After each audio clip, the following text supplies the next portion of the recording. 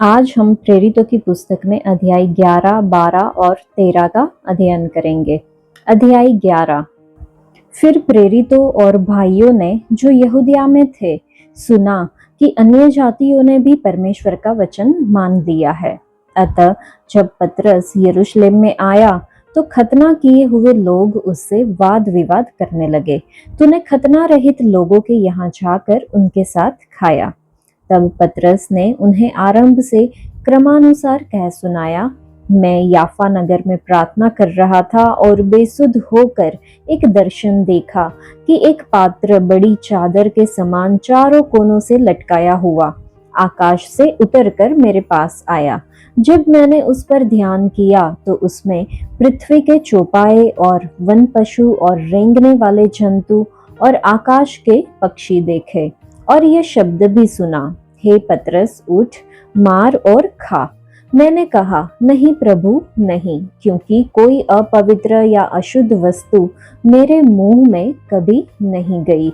इसके उत्तर में आकाश से दूसरी बार शब्द हुआ, जो कुछ परमेश्वर ने शुद्ध ठहराया है उसे अशुद्ध मत कह। 3 बार ऐसा ही हुआ। तब सब कुछ फिर आकाश पर खींच लिया गया और देखो, तुरंत 3 मनुष्य जो कैसरिया से मेरे पास भेजे गए थे उस घर पर जिसमें हम थे आ खड़े हुए। तब आत्मा ने मुझसे उनके साथ निसंकोच हो लेने के कहा। ये 6 भाई भी मेरे साथ हो लिए और हम उस मनुष्य के घर गए। उसने हमें बताया कि उसने एक स्वर्गदूत को अपने घर में खड़ा देखा, जिसने उसे कहा, याफा में मनुष्य भेजकर शमौन को, जो पतरस कहलाता है, बुलवा ले। वह तुमसे ऐसी बातें कहेगा जिनके द्वारा तू और तेरा सारा घराना उद्धार पाएगा। जब मैं बातें करने लगा तो पवित्र आत्मा उन पर उसी रीति से उतरा जिस रीति से आरंभ में हम पर उतरा था। तब मुझे प्रभु का वह वचन स्मरण आया जो उसने कहा था, यूहन्ना ने तो पानी से बपतिस्मा दिया, परंतु तुम पवित्र आत्मा से बपतिस्मा पाओगे। अतः जब परमेश्वर ने उन्हें भी वही दान दिया जो हमें प्रभु यीशु मसीह पर विश्वास करने से मिला था, तो मैं कौन था जो परमेश्वर को रोक सकता। ये सुनकर वे चुप रहे और परमेश्वर की बड़ाई करके कहने लगे, तब तो परमेश्वर ने अन्य जातियों को भी जीवन के लिए मन फिराव का दान दिया है।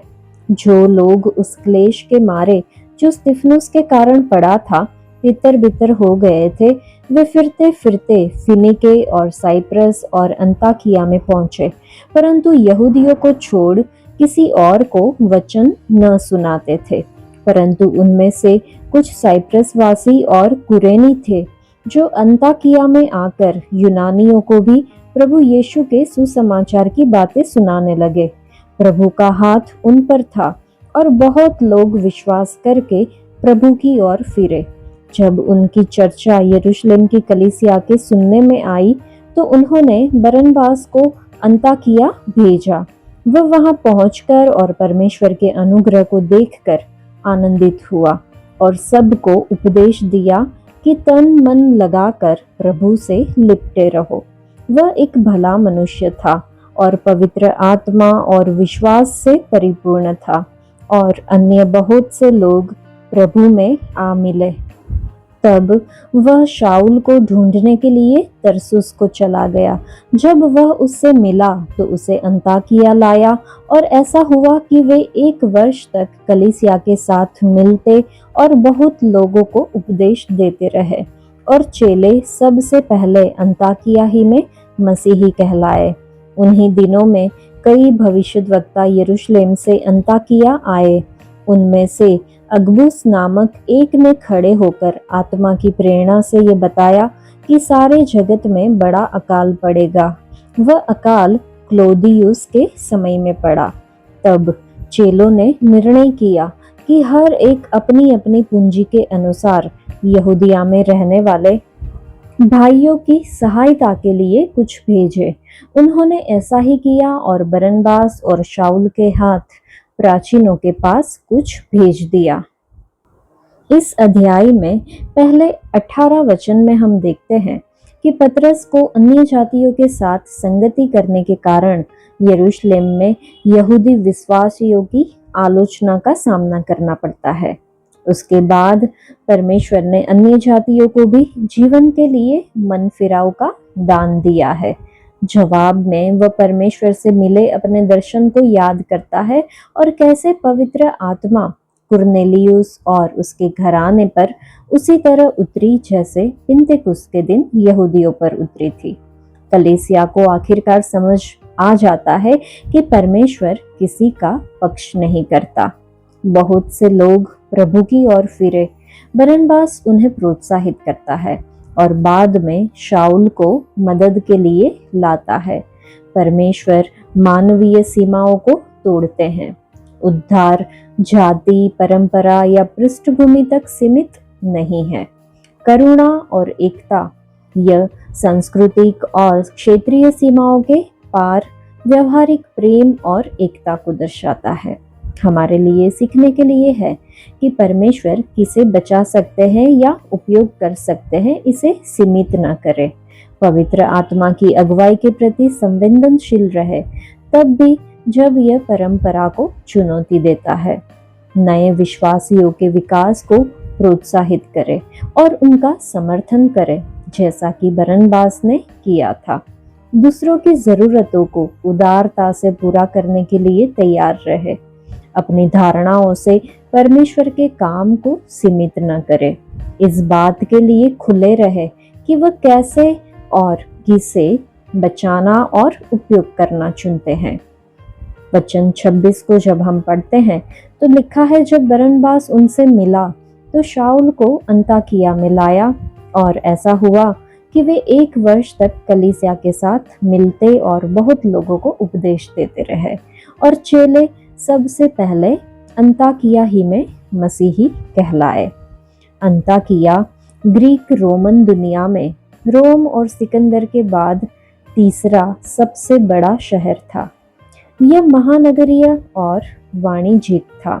यूनानी, रोमन, सीरियाई, यहूदी, अरब, अफ्रीकी, भारतीय और एशियाई सभी ने अंताकिया को आबाद किया, जिससे यह उल्लेखनीय रूप से विविधतापूर्ण बन गया। लेकिन इतनी विविधता के साथ विविध देवता भी आते हैं, जिससे अंताकिया बहुत ज्यादा मूर्ति पूजक बन गया। अंताकिया को देवताओं का निवास भी कहा जाता था और यहाँ पर विश्वासियों को पहली बार मसीही कहा गया।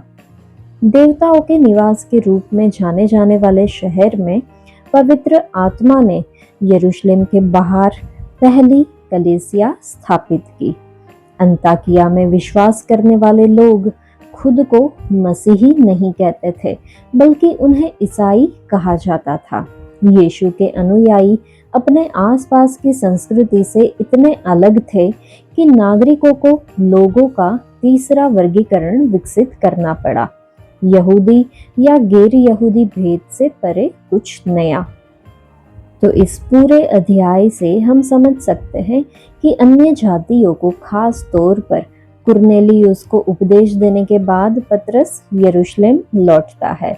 वह अपने दर्शन और परमेश्वरीय आदेश के बारे में बताता है, जिसके कारण वह अन्य जातियों के साथ सुसमाचार साझा करता है। कलीसिया शुरू में उसकी आलोचना करती है, लेकिन बाद में अन्य जातियों को दिए गए परमेश्वर के अनुग्रह से आनंदित होती है। सुसमाचार अंताकिया तक फैलता है, जहां कई अन्य जाति विश्वास करते हैं। कलीसिया फलती फूलती है और बरनबास को विश्वासियों को दृढ़ करने के लिए भेजा जाता है। फिर वह शिक्षण में सहायता के लिए शाऊल को लाता है। अध्याय 12। उस समय हेरोदेस राजा ने कलीसिया के कई व्यक्तियों को सताने के लिए उन पर हाथ डाले। उसने यूहन्ना के भाई याकूब को तलवार से मरवा डाला। जब उसने देखा कि यहूदी लोग इससे आनंदित होते हैं, तो उसने पतरस को भी पकड़ लिया। वे दिन अखमीरी रोटी के दिन थे। उसने उसे पकड़ के बंदीगृह में डाला और 4-4 सिपाहियों के 4 पहरों में रखा। इस विचार से कि फसह के बाद उसे लोगों के सामने लाए। बंदी गृह में पतरस बंद था, परंतु कलीसिया उसके लिए लौ लगाकर परमेश्वर से प्रार्थना कर रही थी। जब हेरोदेस उसे लोगों के सामने लाने को था, उसी रात पतरस 2 जंजीरों से बंधा हुआ 2 सिपाहियों के बीच में सो रहा था और पहरुए द्वार पर बंदीगृह की रखवाली कर रहे थे। तो देखो, प्रभु का एक स्वर्गदूत आ खड़ा हुआ और उस कोठरी में ज्योति चमकी और उसने पतरस की पसली पर हाथ मार के उसे जगाया और कहा, उठ, जल्दी कर। और उसके हाथों से जंजीरें खुलकर गिर पड़ी। तब स्वर्गदूत ने उससे कहा, कमर बांध और अपने जूते पहन ले। उसने वैसा ही किया। फिर उसने उससे कहा, अपना वस्त्र पहनकर मेरे पीछे हो ले। वह निकलकर उसके पीछे हो लिया, परंतु यह न जानता था कि जो कुछ स्वर्गदूत कर रहा है वह सच है, वरन यह समझा कि मैं दर्शन देख रहा हूँ। तब वे पहले और दूसरे पहरे से निकलकर उस लोहे के फाटक पर पहुंचे जो नगर की ओर है। वह उनके लिए आप से आप खुल गया और वे निकलकर एक ही गली होकर गए और तुरंत ही स्वर्गदूत उसे छोड़कर चला गया। तब पतरस ने सचेत होकर कहा, अब मैंने सच जान लिया है कि प्रभु ने अपना स्वर्गदूत भेजकर मुझे हेरोदेस के हाथ से छुड़ा लिया और यहूदियों की सारी आशा तोड़ दी है। यह जानकर वह उस यूहन्ना की माता मरियम के घर आया, जो मरकुस कहलाता है। वहां बहुत से लोग इकट्ठे होकर प्रार्थना कर रहे थे। जब उसने फाटक की खिड़की खटखटाई तो रूदे नामक एक दासी देखने को आई। पतरस का शब्द पहचान कर उसने आनंद के मारे फाटक न खोला, परंतु दौड़कर भीतर गई और बताया कि पतरस द्वार पर खड़ा है। उन्होंने उसे कहा, तू पागल है, परंतु वह दृढ़ता से बोली कि ऐसा ही है। तब उन्होंने कहा, उसका स्वर्गदूत होगा, परंतु पतरस खटखटाता ही रहा। अतः उन्होंने खिड़की खोली और उसे देखकर चकित रह गए। तब उसने उन्हें हाथ से संकेत किया कि चुप रहे और उनको बताया कि प्रभु किस रीति से उसे बंदी गृह से निकाल लाया है। फिर कहा, याकूब और भाइयों को यह बात बता देना। तब निकलकर दूसरी जगह चला गया। भोर को सिपाहियों में बड़ी हलचल मच गई कि पतरस का क्या हुआ। जब हेरोदेस ने उसकी खोज की और न पाया तो पहरुओं की जांच करके आज्ञा दी कि वे मार डाले जाए, और वह यहूदिया को छोड़कर कैसरिया में जाकर रहने लगा। हेरोदेस सूर और सैदा के लोगों से बहुत अप्रसन्न था, इसलिए वे एक चित्त होकर उसके पास आए और बलास्तुस को, जो राजा का एक कर्मचारी था, मनाकर मेल कराना चाहा, क्योंकि राजा के देश से उनके देश का पालन पोषण होता था। ठहराए हुए दिन हेरोदेस राजवस्त्र पहनकर सिंहासन पर बैठा और उनको व्याख्यान देने लगा। तब लोग पुकार उठे, यह तो मनुष्य का नहीं, ईश्वर का शब्द है। उसी क्षण प्रभु के एक स्वर्गदूत ने तुरंत उसे मारा, क्योंकि उसने परमेश्वर को महिमा न दी और वह कीड़े पकड़े मर गया। परंतु परमेश्वर का वचन बढ़ता और फैलता गया। जब बरनबास और शाऊल अपनी सेवा पूरी कर चुके तो यूहन्ना को, जो मरकुस कहलाता है, साथ लेकर यरूशलेम से लौटे। इस अध्याय से हम समझते हैं कि राजा हेरोदेस ने कलीसिया को सताना शुरू कर दिया, याकूब को मार डाला और पतरस को बंदीगृह में कर दिया। कलीसिया पतरस की रिहाई के लिए उत्साहपूर्वक प्रार्थना करती है। एक स्वर्गदूत पतरस को जेल से छुड़ाता है और उसे बिना किसी नुकसान के बाहर ले जाता है। चमत्कार को महसूस करने पर पतरस आनंदित होता है और मरियम के घर जाता है, जहां विश्वासी प्रार्थना में इकट्ठे होते हैं और वे चकित हो जाते हैं। हेरोदेस परमेश्वर को महिमा देने में विफल होने के बाद मारा जाता है और नाश हो जाता है, जो सांसारिक अधिकार पर परमेश्वर की सर्वसत्ता को उजागर करता है। हम देखते हैं कि पतरस दो जंजीरों से बंधा हुआ था और दो पहरेदारों के बीच सो रहा था।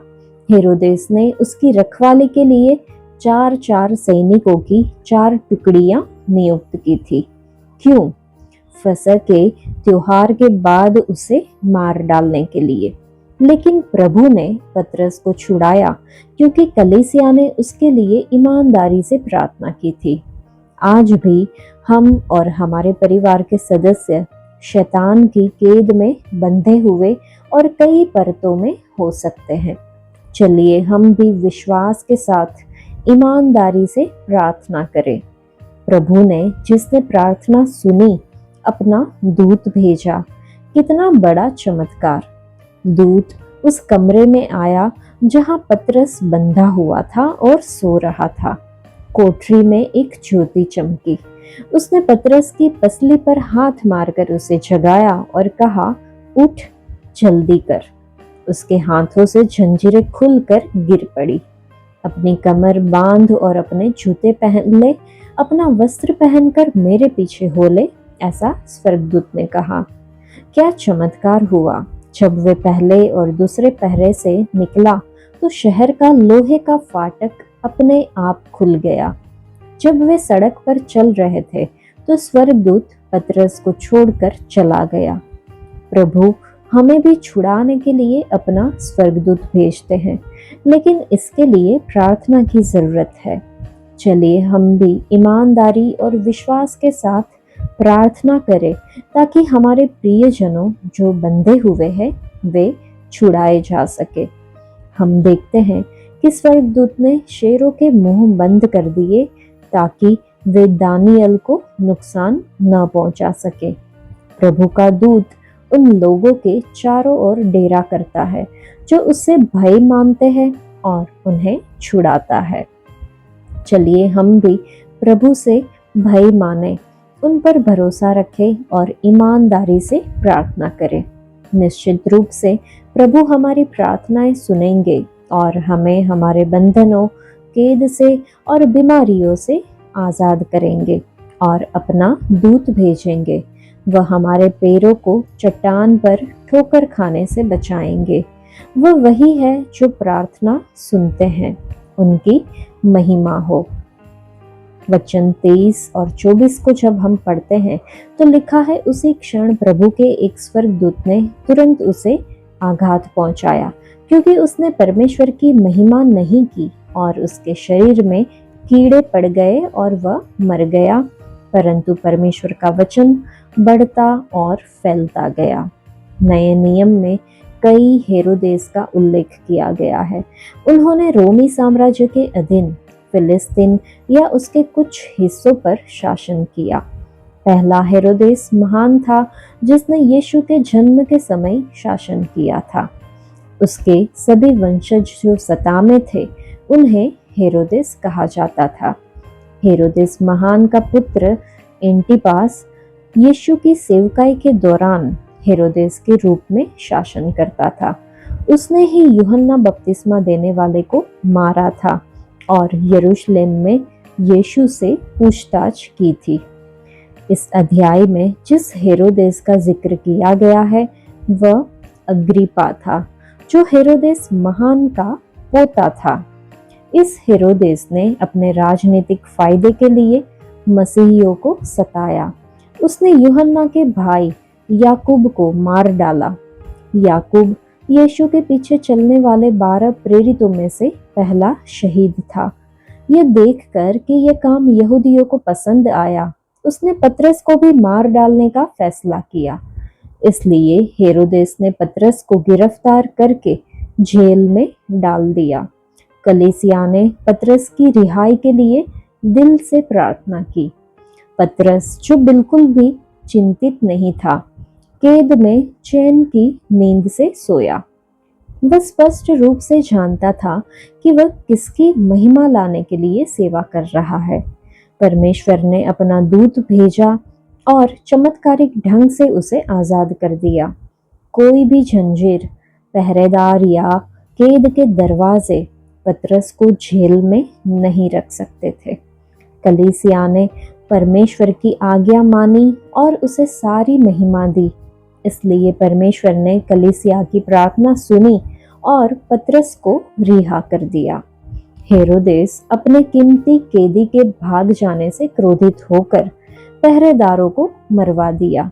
इसके बाद हेरोदेस यहूदिया छोड़कर कैसरिया चला गया और वहां रहने लगा, क्योंकि वह सूर और सैदा के लोगों से बहुत ही नाराज था और इसीलिए वो लोग उसके साथ शांति बनाना चाहते थे।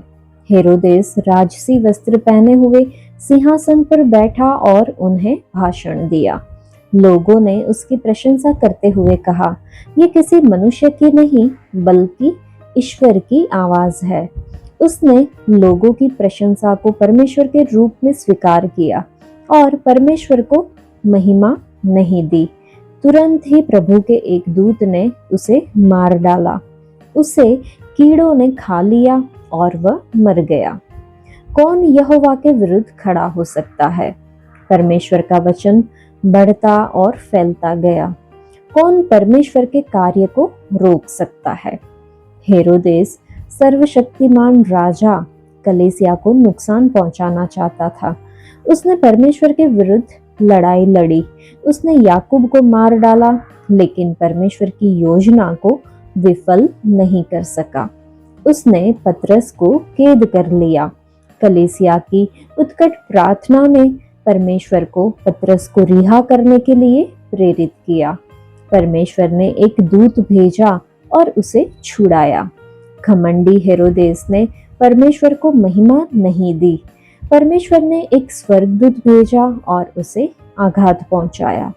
हेरोदेस का न्याय किया गया और कलीसिया को आशीष दिया गया। अगर परमेश्वर हमारे पक्ष में है तो हमारे विरुद्ध कौन हो सकता है?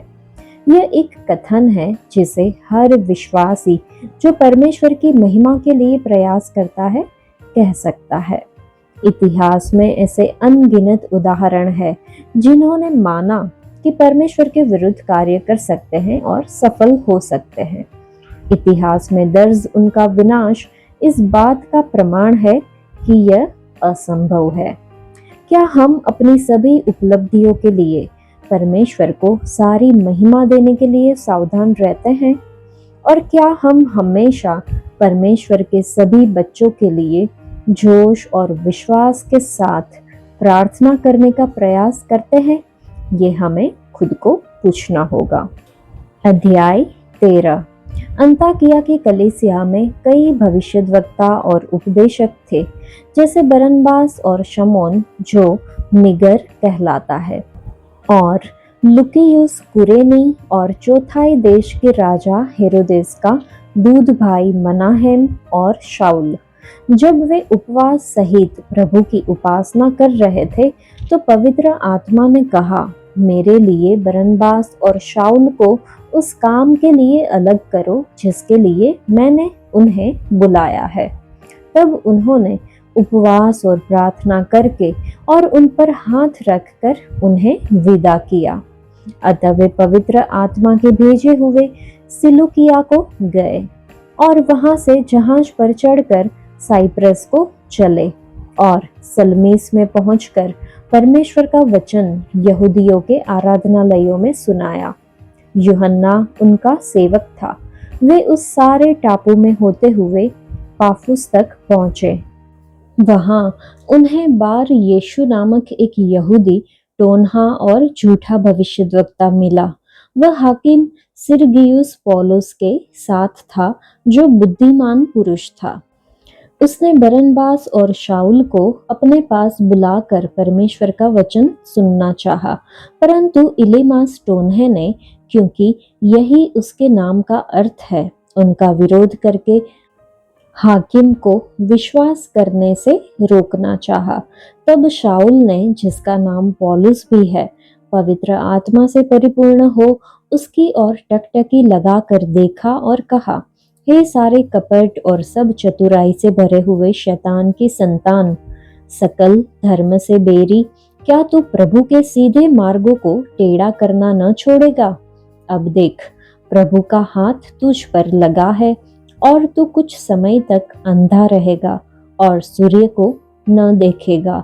तब तुरंत धुंधलापन और अंधेरा उस पर छा गया और वह इधर उधर टटोलने लगा ताकि कोई उसका हाथ पकड़ के ले चले।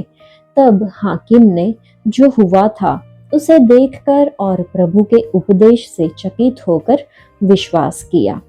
पौलुस और उसके साथी पाफुस से जहाज खोलकर पंफुलिया के पिरगा में आए और यूहन्ना उन्हें छोड़कर यरूशलेम को लौट गया। पिरगा से आगे बढ़कर वे पिसिदिया के अंताकिया में पहुंचे और सब्त के दिन आराधनालय में जाकर बैठ गए। व्यवस्था और भविष्यद्वक्ताओं की पुस्तक से पढ़ने के बाद आराधनालय के सरदारों ने उनके पास कहला भेजा, हे भाइयों, यदि लोगों के उपदेश के लिए तुम्हारे मन में कोई बात हो तो कहो। तब पौलुस ने खड़े होकर और हाथ से संकेत करके कहा, हे इस्राएलियों और परमेश्वर से डरने वालों, सुनो। इन इस्राएली लोगों के परमेश्वर ने हमारे बाप दादों को चुन लिया और जब ये लोग मिस्र देश में परदेशी होकर रहते थे तो उनकी उन्नति की और बलवंत भुजा से निकाला लाया। वह कोई 40 वर्ष तक जंगल में उनकी सहता रहा और कनान देश में 7 जातियों का नाश करके उनका देश कोई 450 वर्ष में इनकी मिरास में कर दिया। इसके बाद उसने शमूएल भविष्यद्वक्ता तक उनमें न्यायी ठहराए। उसके बाद उन्होंने एक राजा मांगा। तब परमेश्वर ने 40 वर्ष के लिए बिन्यामीन के गोत्र में से एक मनुष्य अर्थात कीश के पुत्र शाऊल को उन पर राजा ठहराया। फिर उसे अलग करके दाऊद को उनका राजा बनाया, जिसके विषय में उसने गवाही दी, मुझे एक मनुष्य यिशै का पुत्र दाऊद मेरे मन के अनुसार मिल गया है, वही मेरी सारी इच्छा पूरी करेगा। इसी के वंश में से परमेश्वर ने अपनी प्रतिज्ञा के अनुसार इस्राएल के पास एक उद्धारकर्ता अर्थात यीशु को भेजा, जिसके आने से पहले यूहन्ना ने सब इस्राएलियों में मन फिराव के बपतिस्मा का प्रचार किया। जब यूहन्ना अपनी सेवा पूरी करने पर था तो उसने कहा, तुम मुझे क्या समझते हो? मैं वह नहीं, वरन देखो, मेरे बाद एक आने वाला है जिसके पांवों की जूती भी मैं खोलने के योग्य नहीं। हे भाइयों, तुम जो अब्राहम की संतान हो और तुम जो परमेश्वर से डरते हो, तुम्हारे पास इस उद्धार का वचन भेजा गया है, क्योंकि यरूशलेम के रहने वालों और उनके सरदारों ने न उसे पहचाना और न भविष्यद्वक्ताओं की बातें समझी जो हर शब्द के दिन पढ़ी जाती है। इसलिए उसे दोषी ठहराकर उन बातों को पूरा किया। उन्होंने मार डालने के योग्य कोई दोष उसमें न पाया, तो भी पिलातुस से विनती की कि वह मार डाला जाए। जब उन्होंने उसके विषय में लिखी हुई सब बातें पूरी की तो उसे क्रूस पर से उतार कर कब्र में रखा, परंतु परमेश्वर ने उसे मरे हुओं में से जिलाया और वह उन्हें जो उसके साथ गलील से यरूशलेम आए थे बहुत दिनों तक दिखाई देता रहा। लोगों के सामने अब वे ही उसके गवाह है। हम तुम्हें उस प्रतिज्ञा के विषय में जो बाप दादों से की गई थी ये सुसमाचार सुनाते हैं कि परमेश्वर ने यीशु को जिलाकर वही प्रतिज्ञा हमारी संतान के लिए पूरी की, जैसा दूसरे भजन में भी लिखा है कि तू मेरा पुत्र है, आज मैं ही ने तुझे जन्माया है। और उसके इस रीति से मरे हुओं में से जिलाने के विषय में भी कि वह कभी न सड़े, उसने यूं कहा है, मैं दाऊद पर की पवित्र और अटल कृपा तुम पर करूंगा। इसलिए उसने एक और भजन में भी कहा है, तू अपने पवित्र जन को सड़ने न देगा, क्योंकि दाऊद तो परमेश्वर की इच्छा के अनुसार अपने समय में सेवा करके सो गया और अपने बाप दादों में जा मिला और सड़ भी गया, परंतु जिसको परमेश्वर ने जिलाया वह सड़ने नहीं पाया। इसलिए हे भाइयों, तुम जान लो कि इसी के द्वारा पापों की क्षमा का समाचार तुम्हें दिया जाता है, और जिन बातों में तुम मूसा की व्यवस्था के द्वारा निर्दोष नहीं ठहर सकते थे, उन्हीं सब में हर एक विश्वास करने वाला उसके द्वारा निर्दोष ठहरता है। इसलिए चौकस रहो, ऐसा ना हो कि जो भविष्यद्वक्ताओं की पुस्तक में आया है तुम पर भी आ पड़े। हे निंदा करने वालों, देखो और चकित हो और मिट जाओ, क्योंकि मैं तुम्हारे दिनों में एक काम करता हूँ, ऐसा काम कि यदि कोई तुमसे उसकी चर्चा करे तो तुम कभी विश्वास न करोगे। उनके बाहर निकलते समय लोग उनसे विनती करने लगे कि अगले सप्त के दिन हमें ये बातें फिर सुनाई जाए। जब सभा उठ गई तो यहूदियों और यहूदी मत में आए हुए भक्तों में से बहुत से पौलुस और बरनबास के पीछे हो लिए, और उन्होंने उनसे बातें करके समझाया कि परमेश्वर के अनुग्रह में बने रहो।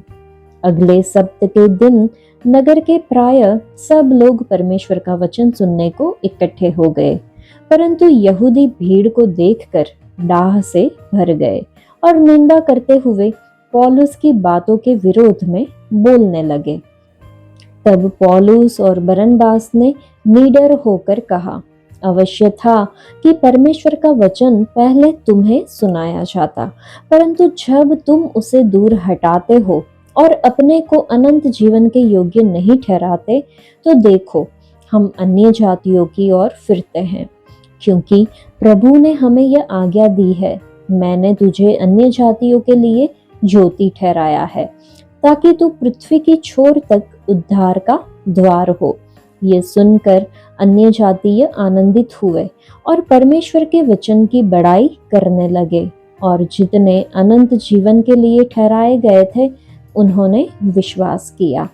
तब प्रभु का वचन उस सारे देश में फैलने लगा, परंतु यहूदियों ने भक्त और कुलीन स्त्रियों को और नगर के प्रमुख लोगों को उकसाया और पौलुस और बरनबास के विरुद्ध उपद्रव करवाकर उन्हें अपनी सीमा से निकाल दिया। तब वे उनके सामने अपने पांवों की धूल झाड़कर इकुनियुम को चले गए, और चेले आनंद से और पवित्र आत्मा से परिपूर्ण होते गए। इस पूरे अध्याय से हम समझते हैं कि पवित्र आत्मा के नेतृत्व में अंताकिया की कलीसिया ने मिशनरी कार्य के लिए पौलुस और बरनबास को अलग रखा। वे आराधनालयों में सुसमाचार का प्रचार करते हैं, चिन्हों और चमत्कारों के माध्यम से परमेश्वर की सामर्थ्य का प्रदर्शन करते हैं। जादूगर एलीमास के विरोध का सामना करने के बावजूद वे अपने मिशन में दृढ़ रहते हैं। दूसरे वचन को जब हम पढ़ते हैं तो जब वे उपवास सहित प्रभु की उपासना कर रहे थे तो पवित्र आत्मा ने कहा, मेरे निमित्त बरनबास और शाऊल को उस काम के लिए अलग करो जिसके लिए मैंने उन्हें बुलाया है। सीरियाई अंताकिया में कलीसिया के अगुओं ने बरनबास और शाऊल को उनकी पहली मिशनरी यात्रा पर नियुक्त किया। पवित्र आत्मा द्वारा निर्देशित ये यात्रा उनके साहस, आज्ञा पालन, अपरिवर्तनीय विश्वास और अथाह प्रयासों को प्रकट करती है। उन्होंने पहले साइप्रस के आराधनालयों में सेवा की, जो बरनबास का गृह क्षेत्र था। पाफुस में उनकी मुलाकात इलीमास नामक जादूगर से हुई, जिसने शाऊल का विरोध किया, जिसे अब पौलुस कहा जाता है, जिसने पवित्र आत्मा की सामर्थ्य से इलीमास को अंधा कर दिया। इस क्षेत्र के सूबेदार सिरिग्युस का पौलुस द्वारा वह विश्वासी बना। इस अध्याय में हमें बताया गया है कि शाऊल ने अब अपने नाम का ग्रीको रोमन संस्करण पौलुस ने ले लिया था। साइप्रस से पौलुस, बरनबास और यूहन्ना मरकुस ने पंफुलिया और पिसिदिया की यात्रा की। इस अध्याय में हमने बरनबास से पहले पौलुस का नाम प्रमुखता से आता है ऐसा देखा है। पंफुलिया के पिरगा में यूहन्ना व मरकुस यरूशलेम लौट आए, एक ऐसा कार्य जो दूसरी मिशनरी यात्रा की शुरुआत में पौलुस और बरनबास के बीच दरार पैदा करेगा। सब्त के दिन पिसिदिया के अंताकिया में पौलुस ने इस्राएल के इतिहास का पता लगाते हुए एक धर्मोपदेश दिया और प्रभु यीशु को उद्धारकर्ता के रूप में घोषित किया। इस अध्याय में एक यहूदी श्रोता को आराधनालय में दिए गए पौलुस के धर्मोपदेश का एकमात्र उल्लेखनीय सुसमाचार शामिल है। कई यहूदी और परमेश्वर से डरने वाले अन्य जातियों ने पौलुस और बरनबास का अनुसरण किया, जिन्होंने उन्हें परमेश्वर की कृपा में बने रहने का आग्रह किया। अगले सप्त के दिन लगभग पूरा शहर परमेश्वर का वचन सुनने के लिए इकट्ठा हुआ। भीड़ को देखकर ईर्ष्या से भरे यहूदी विरोध करने लगे और निंदा करने लगे। पौलुस और बरनबास ने घोषणा की कि क्योंकि यहूदी वचन को अस्वीकार करते हैं, इसलिए वे अन्य जातियों की ओर मुड़ रहे हैं। लिखा है, क्योंकि प्रभु ने हमें यही आज्ञा दी है, मैंने तुझे अन्य जातियों के लिए ज्योति बनाया है, ताकि तू पृथ्वी की छोर तक उद्धार का मार्ग प्रशस्त करे। अन्य जातियों ने आनंद मनाया, जबकि यहूदी अगुवों ने पौलुस और बरनबास के विरुद्ध उत्पीड़न भड़काया। तब वे उनके सामने अपने पांवों की धूल झाड़कर इकुनियुम को चले गए।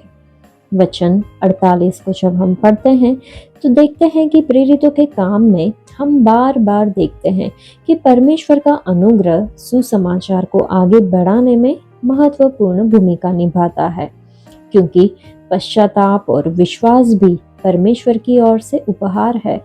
जब अन्य जातियों ने सुसमाचार सुना तो जितने लोग अनंत जीवन के लिए नियुक्त किए गए थे, उन्होंने विश्वास किया।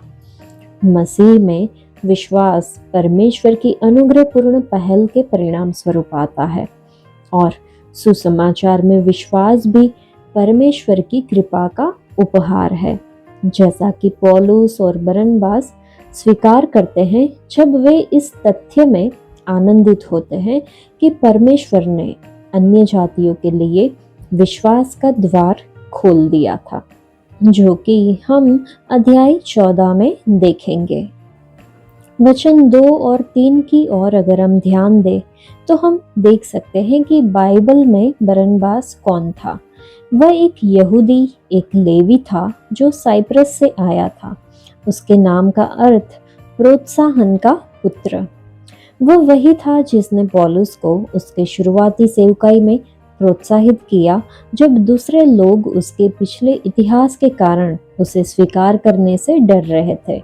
बरनबास उसे अपने साथ ले गया और प्रेरितों के पास लाया। उसने उन्हें बताया कि उसने प्रभु को मार्ग में कैसे मिला, प्रभु ने उससे कैसे बातें की और उसने यीशु के नाम से कैसे प्रचार किया। फिर वह यरूशलेम में उनके साथ रहा और प्रभु के नाम से निर्भयता से प्रचार करता रहा। हम चौथे अध्याय में देख चुके हैं कि प्रेरितों के दिनों में यूसुफ नामक एक लेवी, मतलब कि बरनबास ने अपनी एक जमीन बेची और उसका पैसा लाकर प्रेरितों को दिया।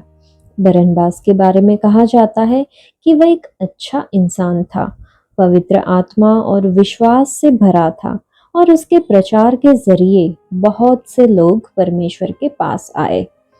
अध्याय 11 में हम देखते हैं कि पौलुस ने बरनबास को अपने साथ यात्रा करने और अपने काम में उनके साथ उनकी सारी संपत्ति इकट्ठा करने के लिए इस्तेमाल किया। उसने अपनी जमीन बेच दी और सारा पैसा प्रेरितों के चरणों में रख दिया। कलीसिया के शुरुआती दिनों में राजा हेरोदेस के उत्पीड़न के दौरान बरनबास पवित्र आत्मा से भरे हुए पौलुस के साथ एक मिशनरी यात्रा पर गया था। उनके साथ यूहन्ना मरकुस नामक एक चचेरा भाई भी था जो उनका सहायक था। वह उनके साथ उनकी पहली मिशनरी यात्रा पर गया था, लेकिन कुछ समय बाद किसी कारण से यूहन्ना मरकुस ने उन्हें छोड़ दिया। वैसे भी मरकुस ने यात्रा पूरी किए बिना ही उन्हें छोड़ दिया। पौलुस और बरनबास हमेशा एक साथ यात्रा करते थे। पौलुस की मिशनरी यात्राएं अक्सर अन्य जातियों पर केंद्रित थी। पहली मिशनरी यात्रा के बाद इस बात पर असहमति थी कि दूसरी मिशनरी यात्रा पर मरकुस को अपने साथ ले जाना है या नहीं। पौलुस इस निर्णय के खिलाफ थे। उसके बाद पौलुस सिलास के साथ चले गए और उसी समय बरनबास ने मरकुस को बुलाया और उनके प्रोत्साहन से मरकुस एक वफादार मिशनरी बन गए। बाद में वे पौलुस के लिए मददगार बन गए। जब पौलुस ने लुस्त्रा में एक लंगड़े व्यक्ति को चंगा किया तो लोगों ने पौलुस और बरनबास को देवता मानकर उनके लिए बलिदान चढ़ाने की कोशिश की। तब भी हम पौलुस और बरनबास को ये कहते हुए देखते हैं कि हम देवता नहीं हैं, बल्कि हम सिर्फ सामाजिक स्वभाव वाले इंसान हैं। बरनबास ने कभी भी अपने काम पर गर्व नहीं किया, बल्कि हमेशा खुद को नम्र बनाया और खुद को परमेश्वर के सामने समर्पित किया। बरनबास एक ऐसा किरदार है जिसका हम बहुत ही सम्मान करते हैं। बरनबास की तरह हमें दूसरों को प्रोत्साहित करने में सक्षम होना चाहिए, खासकर उन लोगों को जो विश्वास में कमजोर है। इसी तरह बरनबास की तरह हमें दूसरों को परमेश्वर की कृपा के बारे में बताने और उन्हें हमारे साथ रहने और परमेश्वर के काम में उपयोगी बनाने के लिए प्रोत्साहित करने में सक्षम होना चाहिए। चलिए हम इसके लिए परमेश्वर से प्रार्थना करें। हमारे अच्छे और भले परमेश्वर हम सभी को आशीष दे। इस अध्याय में वचन 38 और 39 को जब हम देखते हैं तो पौलुस को ये शब्द बहुत ही पसंद था कि मसीह द्वारा धर्मी, हमें दोषी नहीं घोषित किया जाता है, हम शुद्ध किए जाते हैं जैसे कि हमने कोई पाप नहीं किया है। न कि इसलिए कि हमने कुछ किया है, बल्कि इसलिए कि यीशु जिस पर हम विश्वास करते हैं उसने क्रूस पर क्या पूरा किया। मूसा की व्यवस्था हमें बताती है कि पाप क्या है। यह हमें पाप से बचने के लिए कहती है। यह हमें पाप करने पर अपनी आत्मा को संतुष्ट करने के लिए बलिदान की अनुमति देती है, लेकिन यह पाप पर हमला करने और इसे मनुष्य के दिल से पूरी तरह से हटाने के लिए कुछ नहीं कर सकती। परमेश्वर ने अपने सिद्ध संसार को आबाद करने के लिए सिद्ध मनुष्यों का निर्माण किया। हालांकि हमने अपने डीएनए को पाप द्वारा पूरी तरह से दूषित होने दिया। शारीरिक रूप से हम पतित हो गए और आत्मिक रूप से भी। आगे बढ़ने का एकमात्र तरीका मानवीय प्रयासों से नहीं, लेकिन फिर से अनुग्रह के एक दिव्य कार्य द्वारा था। यीशु ने हमारे लिए नए जन्म की एक प्रक्रिया बनाई। उन्होंने हमारी सजा लेकर अपने भौतिक शरीर को पहचान से परे टूटने दिया। उन्होंने खुद को क्रूस पर किलों से ठोंकने दिया और वे तब तक लटके रहे जब तक कि उन्होंने इस ग्रह पर प्रत्येक व्यक्ति के हर पाप का भुगतान नहीं कर दिया। फिर वे मर गए और हमारे पाप उनके साथ मर गए, लेकिन वे एक नए शरीर के साथ फिर से जी उठे, नए डीएनए के साथ एक नया इंसान। जो लोग उन पर और उनके बलिदान पर विश्वास करते हैं वे पाप के लिए मर जाते हैं और उनके साथ रहते हैं। उनमें हमारे पास नए डीएनए के साथ एक नया शरीर है, क्योंकि हम परमेश्वर की संतान है। हम नए हैं, अनुग्रह से धर्मी, जैसे कि हमने कभी पाप नहीं किया। हालांकि हम अभी भी धरती पर है और हमें पाप और उसके अपमानजनक प्रभाव से घिरे रहना है। हमारे शरीर टूट सकते हैं, लेकिन हम जानते हैं कि एक दिन जल्द ही हम स्वर्ग में नए शरीर के साथ जागेंगे जो पाप से कभी नष्ट नहीं होंगे। एक खतरा है, सीधे और संकीर्ण मार्ग पर चलना कठिन है, जो परमेश्वर के राज्य की ओर ले जाता है। हमारी पुरानी आदतें हमें अपने पुराने तरीकों पर वापस लौटने के लिए मजबूर करती रहती है। मसीह में हम अपनी पुरानी आदतों से लड़ सकते हैं, अपने आप को लगातार उसकी आत्मा और उसके वचन के जीवित जल से धोकर। अगर हम कहते हैं कि हम मसीह में विश्वास करते हैं, तो हम उस अपरिचित व्यक्ति को देखते रहेंगे जो क्रूस पर लटका हुआ था।